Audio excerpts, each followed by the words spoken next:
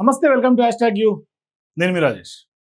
So ఇప్పుడు మీరు వెనకాల ఈ బ్యాక్గ్రౌండ్ చూడంగానే జెప్టో, బ్లింకిట్, లేదంటే కనుక ఇన్స్టామార్ట్, ఇక్కడేమో డార్క్ మోసం. ఏంటి డార్క్ మోసం అని మీరు అడగొచ్చు.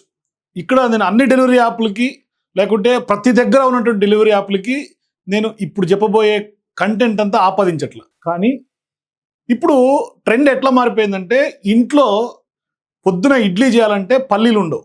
ఆ టైంలో ఇమీడియట్గా గుర్తొచ్చేది, మనం టక్కని ఫోన్ తీసుకొని అరచేతిలో ఉన్న ఫోన్తో పెడితే 5 నిమిషాల్లో ఇంటికి పల్లీలు. పిల్లాడు మ్యాగీ కావాలంటే 5 నిమిషాల్లో ఇంట్లోకి మ్యాగీ. ఐస్ క్రీమ్ కావాలంటే 5 నిమిషాల్లో ఇంట్లో ఐస్ క్రీమ్, రాత్రి పడుకునేప్పుడు డెజర్ట్ తినాలనిపిస్తే. ఇట్లా ఏది కావాలన్నా, ఆఖరికి ఆర్నమెంట్స్ కానీ, మెడిసిన్స్ కానీ, అంటే ఒక రకంగా చెప్పాలంటే జెన్జీ వచ్చి, అంటే జనరేషన్ కిడ్స్ అందరూ కూడా జెన్జీగా, 90s కిడ్స్ కానీ, జెన్జీస్ కానీ సోమరిపోతులై ఇప్పుడు ఈ యాప్స్ వాడుతున్నటువంటి పరిస్థితిగా మనం అందరూ గమనించవచ్చు. అంటే టెక్నాలజీ ఒకవైపు పెరుగుతోంది. ఒకప్పుడు మన తండ్రుల కాలంలో ఏది కావాలన్నా కిరాణా షాప్కి వెళ్ళి తెచ్చుకోవాల్సినటువంటి పరిస్థితి, నెలకు ఒకసారి సరుకులు తెచ్చుకునే సిచ్యువేషన్స్ నుంచి ఇవాళ ఎప్పుడు ఏది కావాలంటే ఏ క్షణంలో ఏది గుర్తొస్తే అది ఆ క్షణంలోనే ఆర్డర్ పెట్టుకునే కల్చర్ లేక అందరూ వచ్చేసారు. ఇది ఎవరు అవునన్నా కాదన్నా వాస్తవం, అంగీకరించాల్సినటువంటి సత్యం. మరోవైపు ఈ జాడ్యం ఏదైతే జెప్టో కానీ, స్విగ్గీ కానీ, జొమాటో కానీ టెక్నాలజీ పెరిగిన తర్వాత, సోఫిస్టికేటెడ్ లైఫ్ స్టైల్ అలవాటు పడిన తర్వాత, ఇది కేవలం మెట్రో నగరాలకే కాకుండా గ్రామీణ ప్రాంతాలకు, కొంత నియోజకవర్గ స్థాయిలకు కూడా ఇది వ్యాప్తి చెందుతోంది. ఈ యొక్క కల్చర్ వ్యాప్తి చెందుతోంది. ఆఖరికి తినే ఫుడ్ కూడా మనకు ఇన్స్టామార్ట్ కాకుండా, అంటే స్విగ్గీ కానీ లేకుంటే జొమాటో కానీ ఇట్లా ఒక 20 నిమిషాల్లో, పావు గంటలో, 10 నిమిషాల్లో వచ్చేస్తుంది. ఇదంతా ఒక ఫేస్ మాత్రమే. అంటే కాయిన్కి ఒక సైడు ఉన్నటువంటి ఈ వ్యవహారం. కాయిన్ వెనకాల రెండో కోణం ఏంటి, డార్క్ కోణం ఏంటంటే, అది ఎంతవరకు హైజీన్గా ఉంటున్నాయి అనేది ఒక ప్రశ్న. అంటే ఇప్పుడు స్ట్రీట్ ఫుడ్ తీసుకుంటే రచ్చ రచ్చ కింద ఉంటుంది street food. Indian street food మరీ ముఖ్యంగా అక్కడే చెత్త కాలువలు బారుతుంటాయి, అక్కడే నూనెలో పెట్టి దేవుతుంటాడు. దాన్ని మనం తిని చాలా గొప్పగా ఫీల్ అవుతూ ఉంటాం. కొన్ని మాకు 70 ఏళ్ళ నుంచి ఉంది, 80 ఏళ్ళ నుంచి ఉంది, అక్కడ చట్నీ బాగుంటుందని కొందరు చెప్తే చట్నీ కోసం పోయేటోళ్ళు కొందరు ఉంటారు. అక్కడ చూస్తే ఆ వాతావరణం చూస్తే ఎవరికి తినాలనిపించదు వాస్తవానికి. కానీ అక్కడే పోయి తింటాం, అక్కడే పోయి కూర్చుంటాం. ఆయన గరికపాటి గారు చెప్పినట్టుగా ఆ పానీ పవిత్రం, పూరి పవిత్రం, వాడు చేయి పెట్టి కలిపితే పవిత్రం, మనం తింటే మరింత అత్యంత పవిత్రం. రోగాలు ఏమొచ్చినా మనకు పర్లా. ఇది ఇప్పుడున్నటువంటి సిచ్యువేషన్స్.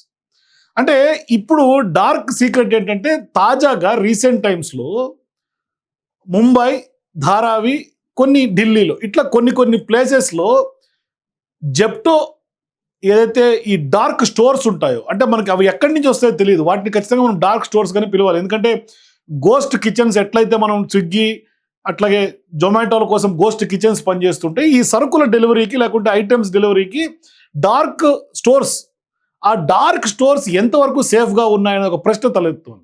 రీసెంట్ రైడ్స్ని అవి అన్హైజీనిక్గా, అన్సేఫ్గా, టైం చెల్లినవి ఇస్తున్నట్టుగా మనకు తెర మీద తీసుకొస్తున్నారు. తాజాగా మహారాష్ట్రలో, ముంబైలో జరిగినటువంటి ఘటనను చూసిన తర్వాత ఇది నిజంగా ఇంత దారుణంగా ఉంటుందా అని అనిపించక మానదు. మరి అట్లాంటి వాటి దగ్గర నుంచి ఆ ప్లేస్లో ఉన్న అవి మనకు వస్తే, మనం అవి తింటే తర్వాత అక్కడ కరెక్ట్గా రెఫ్రిజిరేషన్స్, అంటే ఆ టెంపరేచర్స్ మెయింటైన్ అవ్వక ఆ పదార్థాలు చెడిపోయినట్టుగా ఏమన్నా ఉంటే అవి మనం తింటే మన హెల్త్కి సంబంధించినటువంటి పరిస్థితులు ఏంటి అని ఒక ప్రశ్న కూడా తలెత్తుంది. కానీ అవన్నీ మనకేం పట్టవు. అవి టైంకి వచ్చినాయా, ఆర్డర్ పెట్టినామా, డబ్బులు కట్టినామా, తిన్నామా, ఇది మన పరిస్థితి. నిజంగానే ఇప్పుడు ఒక రకంగా చెప్పాలంటే చాలా ఫాస్టెస్ట్ డెలివరీస్కి ఇచ్చే ఒక ఈ కామర్స్ ఎదిగిపోతుంది. అంటే క్విక్ కామర్స్ ఒక రకంగా దిగ్గజంగా మారుతుంది. ఆ దిగ్గజం ఖచ్చితంగా జెప్టోకి మొదటి ప్లేసు, నెక్స్ట్ బ్లింకిట్ ఉంది, అట్లాగే ఇన్స్టామార్ట్ ఉంది. ఇట్లా వరుసగా ఉన్నాయి. ఒక 3-4 యాప్స్ చాలా చాలా ఫాస్టెస్ట్ గ్రోత్ కనిపిస్తుంది. దాదాపుగా నాకు తెలిసి ఇప్పుడున్నటువంటి లెక్కల ప్రకారం ఇండియాలో 3000 స్టోర్స్ ఉన్నట్టుగా తెలుస్తుంది. ఇంకొక సంవత్సరం 2026లో అది కాస్త విలేజ్లకి, గ్రామీణ ప్రాంతాలకి, లేకుంటే కొంత హైఫై టౌన్స్కి పాకి 5600 స్టోర్స్ పెట్టడం లక్ష్యంగా ముందుకు కదులుతోంది. కానీ వీళ్ళందరూ కూడా ఆహార భద్రత ఎంతవరకు వీళ్ళు ప్రమాణాలను పాటిస్తున్నారు, వాళ్ళు గాలికి వదిలేస్తున్న ఆరోపణలు ఇప్పుడు ఖచ్చితంగా కనిపిస్తూ ఉన్నాయి. ఇప్పుడు ముంబైలోని ధారావి ప్రాంతంలో తాజాగా జరిగినటువంటి జెప్టో గోడౌన్, దాని మీద రైడ్స్ చేశారు ఫుడ్ సేఫ్టీ అధికారులు. ఇప్పుడు అక్కడ లైసెన్స్ కూడా రద్దు చేశారు. అంటే ఇది కేవలం జెప్టోనే కాదు, జెప్టో కొన్ని డైరెక్ట్ గా నడిపే స్టోర్స్ కొన్ని ఉంటాయి, కొందరేమో జెప్టోతో టైఅప్ అయి నడిపే కొందరు స్టోర్స్, కొందరు ట్రేడ్ సెల్లర్స్ కొంతమంది ఉంటారు. సో ఇట్లా ఇప్పుడు అక్కడ ఎవరు చేశారనేది పక్కన పెడితే వాళ్ళు చాలా అన్హైజినిక్ గా చాలా వరకు రూల్స్ రెగ్యులేషన్స్ సేఫ్టీ మెజర్స్ పాటించకుండా అక్కడ చేస్తున్నటువంటి వ్యవహారాన్ని తాజాగా FDA గుర్తించింది. అక్కడ మహారాష్ట్రలో ఆ లైసెన్స్ కూడా ఎవరైతే kirana cart technologies private limited యాజమాన్యంతో ఆ సంస్థ వినియోగదారులకు నిమిషాల్లో సరుకులు అందిస్తామని చెప్పినటువంటి వ్యవహారాన్ని ఆ క్వాలిటీ పరంగా నాణ్యత పరంగా తీవ్రమైనటువంటి లోపాలను కూడా FDA తనిఖీల్లో గుర్తించింది. చాలా సీరియస్ మ్యాటర్స్గా ఇది ముందుకెళ్తుంది. మరి ఇప్పుడు FDA అధికారులు ధారావిలోని జెప్టో వేర్ హౌస్లో జరిపినటువంటి తనిఖీల్లో చాలా ఆందోళనకరమైనటువంటి విషయాలు వెలికి చూస్తూ ఉన్నాయి. అంటే ఆహార పదార్థాలపైన ఫంగస్ ఉండటాన్ని అంటే ఓల్డ్ స్టాక్గా గుర్తించారు. అట్లాగే పాలు, పెరుగు, ఈ పాల ఉత్పత్తులు ఏదంటే కానీ పన్నీర్ కానీ ఇటువంటివన్నీ కూడా నిల్వ చేయాల్సినటువంటి డిగ్రీలు అంటే ఆ టెంపరేచర్స్ ఫాలో అవుట్ల 0 నుంచి 4 డిగ్రీల సెల్సియస్ ఉష్ణోగ్రత ఉండాల్సిన దగ్గర ఈ ఫ్రోజన్ ఐటమ్స్కి -18 డిగ్రీల సెల్సియస్ ఉష్ణోగ్రత ప్రమాణాలను కూడా ఉంచాలి. అవన్నీ ఏమి పాటించట్లేదని కూడా వాళ్ళు గుర్తించారు. మరోవైపు కాలం చెల్లినటువంటి ఉత్పత్తులు ఇవి చాలా ప్రమాదకరం. మనం ఖచ్చితంగా ఏ ఒక్క డెలివరీ యాప్ నుంచి ఏది డెలివరీ చేసుకున్నా అది ఇన్ టైం ఉందా లేదా అంటే ఎక్స్పైరీ డేట్ ముగిసిందా లేదా అని కూడా ఖచ్చితంగా ప్రతి ఒక్క కస్టమర్ చూసుకోవాల్సినటువంటి బాధ్యత మనపైన ఉంటుంది. ఒకవేళ వాళ్ళు కనుక పొరపాటున ఒకటో రెండో పంపించినా మనం దాన్ని రిటర్న్ చేయాల్సినటువంటి బాధ్యత కూడా ఉంటుంది. సో ఇటువంటి వస్తువులను మనం ఖచ్చితంగా గుర్తించాల్సినటువంటి అవసరం బాధ్యత మనపైన కూడా ఉంటుంది. సో ఇట్లా వాళ్ళు చట్టాలన్నీ కూడా తొంగలో దొక్కి వాళ్ళ నిర్లక్ష్యం పక్కడబందిగా కనిపిస్తుంది ఆ స్టోర్స్ నిర్వహణలో.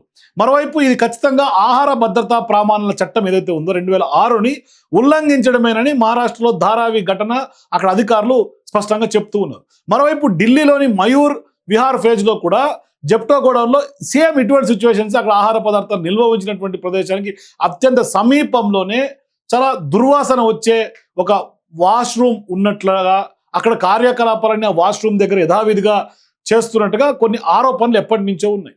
సో ఇటువంటి అన్ని ఘటనలు కనుక ఒకసారి చూస్తే ఒకసారి వెనక్కి తిరిగి చూసుకుంటే నిజంగా ఇక్కడి నుంచి వచ్చే ఫుడ్స్ని మనం తింటున్నామా అనేది మనకి నిజంగా కూడా ఒక రకంగా జిగుప్సాకరంగా కనిపిస్తుంది. అంటే వాళ్ళ స్టోర్స్ మెయింటెనెన్స్ చాలా పూర్ క్వాలిటీ మెయింటెనెన్స్గా కనిపిస్తుంది.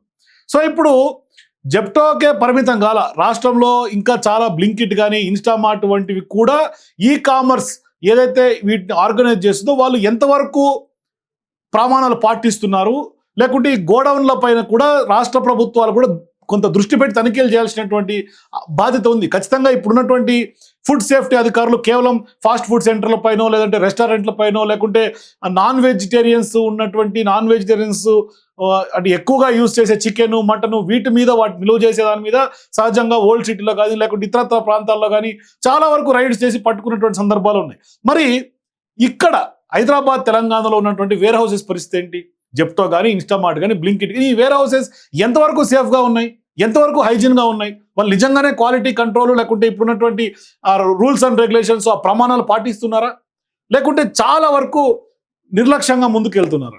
ఇది ఒక రకంగా చెప్పాలంటే క్విక్ కామర్స్ యుగంలో ఈ రంగంలో కొంత కోల్డ్ చైన్ నిర్వహణ లోపాలు ఖచ్చితంగా బయటపడుతూ ఉన్నాయి. అందుకనే ఇప్పుడు చాలా వరకు కస్టమర్స్ హైదరాబాద్లో ఉన్నటువంటి ఇటువంటి వేర్ హౌస్ల పైన కూడా రైడ్స్ జరగాలని కోరుతూ ఉన్నారు. అంటే అవి సేఫ్గా ఉన్నాయంటే మనమందరం సేఫ్, లేదు అన్సేఫ్గా ఉన్నాయంటే మనం ఎంతవరకు అన్సేఫ్గా ఉన్నాం, మనకి ఎంతవరకు ఇప్పుడు బ్యాక్టీరియా ఫంగల్ ఉన్నటువంటి ఫుడ్స్ని మనం పొరపాటు కన్జ్యూమ్ చేస్తే మనకు ఫుడ్ పాయిజన్ అయితే ఎవరిది రెస్పాన్సిబిలిటీ? మనం ఎవరిని క్లెయిమ్ చేయాలి? రెస్పాన్సిబిలిటీ ఎవరు తీసుకోవాలి? మనం ఎవరిని అడగాలి? కొన్ని జెప్టోల్లో కానీ ఇట్లాంటి వాటిలో ఆఖరికి ఎలక్ట్రానిక్ వస్తువులు కూడా వస్తూ ఉంటాయి. ఇప్పుడు ఫర్ ఎగ్జాంపుల్ వాచెస్ తీసుకుంటాం, ఈ వాచెస్ ప్రతి ఒక్కరు కట్టుకుంటున్నారు, నేను కట్టుకోకపోవచ్చు, అది వేరే విషయం. చాలా వరకు ఈ వాచెస్ ఎలక్ట్రానిక్ వాచెస్ కట్టుకుంటున్నారు, ఇయర్ ఫోన్స్ ఇయర్ పాడ్స్ అందరూ వాడుతున్నారు. ఇటువంటివి కనుక మనం అక్కడి నుంచి ఆర్డర్ చేసుకుంటే కొన్ని గంటలో కొన్ని రోజుల్లో దాని రిటర్న్ పాలసీ ఉంటుంది. రిటర్న్ పాలసీస్ కూడా కరెక్ట్గా ఉండవు. ఒక వారం తర్వాత 10 రోజుల తర్వాత అది కనుక ఫెయిల్ అవుతే లేకుంటే దాని తర్వాత ఇప్పుడు మనం షాప్లో కొనుక్కుంటే 6 నెలల్లో 3 నెలల్లో బిల్లు ప్రకారం మనం దానికి వ్యారంటీ ఉంటుంది. ఆఖరికి షాప్ ఓడ్ రెస్పాన్సిబిలిటీ కాకపోతే మనం సర్వీస్ సెంటర్కి వెళ్తే దాన్ని మనం క్లెయిమ్ చేసుకోవచ్చు. కానీ వీళ్ళ దగ్గర నుంచి రిటర్న్ పాలసీ ఏ విధంగా ఉంటుంది కూడా మనం ఒకసారి క్రాస్ చెక్ చేసుకొని ఐటమ్స్ కొనుక్కోవాలి. అట్లా కాకపోతే మనం డబ్బులు తగలేసుకునే వాళ్ళం అవుతాం. మరి ఇప్పుడు నిజంగా ఎవరికి ఏది కావాలని ఇంట్లో కూరగాయల దగ్గర నుంచి మొదలు పెడితే పండ్లు కానీ పాలు కానీ ఆఖరికి నాన్ వెజ్ కానీ ఆదివారం వచ్చిందంటే లిషియస్ అనే యాప్లో దాంట్లో పెట్టుకుంటూ ఉంటారు అందరూ కూడా. సో ఇప్పుడు ఫిష్ కానీ సీ ఫుడ్స్ కానీ లేకుంటే నాన్ వెజ్ కానీ ఎగ్స్ కానీ అన్నీ కూడా మనం అక్కడి నుంచి తీసుకుంటూ ఉంటాం. మరి అవి ఎంతవరకు వాళ్ళు హైజీన్ క్వాలిటీ మెయింటైన్ చేస్తారు, ఎంతవరకు సేఫ్గా ఉన్నాయి? ఒకవేళ పాడైపోయిన వస్తువులు వస్తే వాళ్ళు కరెక్ట్గా టెంపరేచర్స్ మెయింటైన్ చేయకుండా పోతే వాటిని నియంత్రించాల్సినటువంటి బాధ్యత ఎవరిది? ఈ ప్రభుత్వాలు ఖచ్చితంగా దాని మీద ఒక నియంత్రణ ఉండాలి కదా, దాని మీద ఖచ్చితంగా రైడ్స్ చేయాలి, వాళ్ళకంటూ భయం ఉండాలి. ఎక్కడో ముంబైలో జరిగింది, ఓకే, మన హైదరాబాద్లో పరిస్థితి ఏంటి? ఇది మనం ఖచ్చితంగా గుర్తించుకోవాల్సినటువంటి అవసరం ఉంది. సరే, కొద్ది రోజుల క్రితం ముంబైలో జరిగింది, మన హైదరాబాద్లో కూడా ఎట్లా మెయింటైన్ చేస్తున్నారనే అంశాల మీద ఖచ్చితంగా ఫుడ్ సేఫ్టీ అధికారులు ఇటువంటి వేర్ హౌసెస్ మీద రైడ్స్ చేయాల్సినటువంటి పరిస్థితి ఉంది. సో ఇప్పుడు జెప్టో కానీ లేకుంటే ఇటువంటి యాప్స్ అన్నీ కూడా వీళ్ళు చాలా ఫాస్ట్ గ్రోత్ కనిపిస్తుంది. అంటే కస్టమర్స్ కూడా చాలా ఫాస్ట్గా, ర్యాపిడ్గా వాళ్ళకి చాలా ఫాస్ట్గా ఇచ్చేయాలని ఒక లక్ష్యం కనిపిస్తుంది. అంటే ఫాస్ట్గా ఇచ్చే క్రమంలో వాళ్ళు కొంత స్పెండ్స్ కూడా తగ్గించుకుంటారు. అంటే వాళ్ళ హెడ్స్ని తగ్గించుకుంటారు, ఖర్చు తగ్గించుకుంటారు. అంటే తక్కువ ఖర్చులో ఫాస్ట్గా డెలివరీ ఇచ్చేయాలి, ఇది వాళ్ళ టార్గెట్స్. దీంతో చాలా తీవ్రమైనటువంటి ఒత్తిళ్ళకి ఆ కోల్డ్ చైన్ మార్కెట్ నిర్వహణ కూడా వాటి మీద డిపెండ్ అవుతుంది. అంటే వీళ్ళు రాజీ పడుతున్నట్టుగా కొన్ని విమర్శలు వస్తున్నాయి. అంటే క్వాలిటీకి రాజీ పడుతున్నట్టుగా స్పష్టంగా అర్థమవుతుంది. అంటే దేశంలో కేవలం 4 నుంచి 6% పాడైపోయే ఉత్పత్తులు మాత్రమే ఆధునిక కోల్డ్ చైన్ వ్యవస్థల ద్వారా సరఫరా అవుతుండగా అమెరికా, సింగపూర్ వంటి దేశాల్లో ఇది 70 నుంచి 80%గా కనిపిస్తుంది. అంటే సరఫరా స్టార్ట్ అయినప్పటి నుంచి చివరి డెలివరీ ఎండ్ వరకు కూడా ప్రతి దశలో కూడా కోల్డ్ చైన్ వ్యవస్థను చాలా పటిష్టం చేయాల్సినటువంటి అవసరం కూడా ఉంది. అంటే కేవలం అక్కడ మెయింటైన్ చేయడమే కాదు, అది ఎండ్ వరకు రీచ్ అయ్యే వరకు కూడా ఎట్లా వాళ్ళు డెలివరీ చేస్తారో ఆ స్టాండర్డ్స్ పాటించాల్సినటువంటి అవసరం ఉంది. గతంలో జెప్టో డెలివరీస్ పైన తీవ్రమైనటువంటి జాప్యం జరుగుతోంది. గడువు ముగిసిన వస్తువులు పంపటం కానీ, లేదంటే కనుక ధరల విషయంలో చాలా వరకు స్పెక్యులేషన్స్, అవకతవకలు ఉండటం కానీ, కస్టమర్స్ని తప్పుదోవ పట్టించే డార్క్ ప్యాటర్న్స్ని వీళ్ళు ఉపయోగించడం అనే ఆరోపణలు తీవ్ర స్థాయిలో వచ్చాయి. బెంగళూరులో అయితే ఒక డెలివరీ ఎగ్జిక్యూటివ్ రాంగ్ అడ్రస్కి ఇచ్చారనే కారణం చేత కస్టమర్పై దాడి చేసినటువంటి ఘటన కూడా మనం ఇంకా మర్చిపోలే. అంటే సంస్థల వాతావరణం సరిగా లేదనే విషయాల్ని చాలా వరకు పనిచేస్తున్నటువంటి వాళ్ళు చెప్తూ ఉన్నారు. చాలా వరకు ఇటువంటి వ్యవహారాలన్నీ కూడా జెప్టో ప్రతిష్టను దెబ్బతీశాయి ఈరోజు. సో ఇప్పుడు తాజాగా జరిగినటువంటి క్విక్ కామర్స్ సంస్థల యొక్క స్టాండర్డ్స్ పాటించట్లేదనే ఒక వ్యవహారం కొంత ఆందోళన కలిగించే అంశంగా ఖచ్చితంగా చెప్పాలి. ఎందుకంటే చాలా ఫాస్ట్గా మనం సేవలు ఇస్తున్నప్పుడు మరి దాంట్లో క్వాలిటీ కానీ, సేఫ్ కానీ, హైజీన్ కానీ, నాణ్యత కానీ, ఈ ఉత్పత్తులు మనం అందించడంలో కంపెనీస్ ఎంతవరకు దృష్టి సారించాయనేది మాత్రం స్పష్టంగా తెలియాలి. అయితే ఇక్కడ రీసెంట్గా కూడా లాస్ట్ మంత్ అనుకుంటా నాకు తెలిసి Telangana gig and platform workers union కూడా వాళ్ళు ఉన్నట్టుండి ఇండెఫినెట్ స్ట్రైక్కి జెప్టో రామహంతపూర్లో డార్క్ స్టోర్ వాళ్ళు ఇచ్చినటువంటి పరిస్థితి. అంటే ఎందుకు అంటే వాళ్ళ మేనేజ్మెంట్ కూడా ఇష్టం వచ్చినట్టుగా వాళ్ళతో ప్రవర్తించడం, వాళ్ళు డెలివరీ వర్కర్స్ మీద ఒత్తిడి పెంచడం, అంటే డెలివరీ బాయ్స్ మీద వాళ్ళకి సెక్యూర్ లేకుండా పోవటం, వాళ్ళ పని గంటలు ఎక్కువగా ఉండటం, మరోవైపు తక్కువ వేతనం ఉండటం, 10 నుంచి 15% మాత్రమే వాళ్ళకి మినిమం ఇన్కమ్ వచ్చేటట్టుగా వాళ్ళకి ఆ తక్కువ ఇన్కంలో ఎక్కువ వర్క్ అవర్స్ చేయమని డిమాండ్ చేయటం, వాళ్ళ మీద ఒత్తిడి, స్ట్రెస్ పెరిగిపోవటం, మరోవైపు 10 నుంచి 15 నిమిషాల లోపే డెలివరీ ఒక టార్గెట్స్, డెడ్ లైన్స్ పెట్టడం.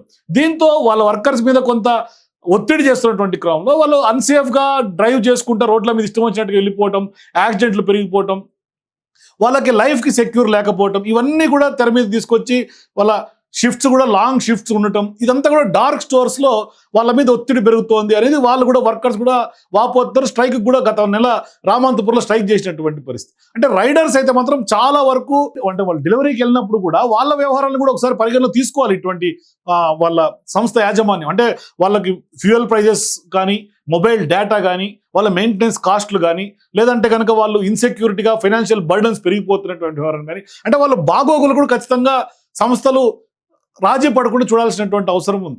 అంటే వాళ్ళు చాలా డిస్కంటెంట్గా, ల్యాక్ ఆఫ్ లీగల్ రికగ్నేషన్ ఉన్నట్టుగా స్పష్టంగా అర్థమవుతుంది. సోషల్ సెక్యూరిటీ లేదు వాళ్ళకి, వర్కర్స్ అందరికీ అనేది వాళ్ళు అంటే లేబర్ లాస్ కూడా వాళ్ళ విషయంలో పాటించట్లేదు.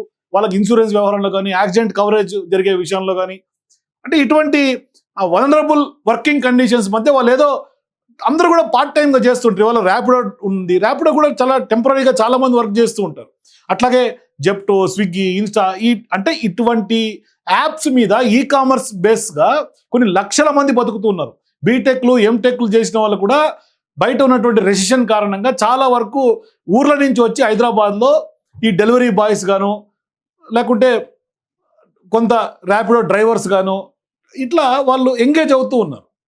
అయితే దీని మీద చాలా స్ట్రింజెంట్ యాక్షన్, స్ట్రింజెంట్గా సంస్థల మీద అజమాయిషీ ప్రభుత్వాలకు ఉండాల్సినటువంటి అవసరం ఉంది. వాళ్ళని యాజ్ టీజ్గా వదిలేయకూడదని కూడా ఖచ్చితంగా తెలుస్తుంది.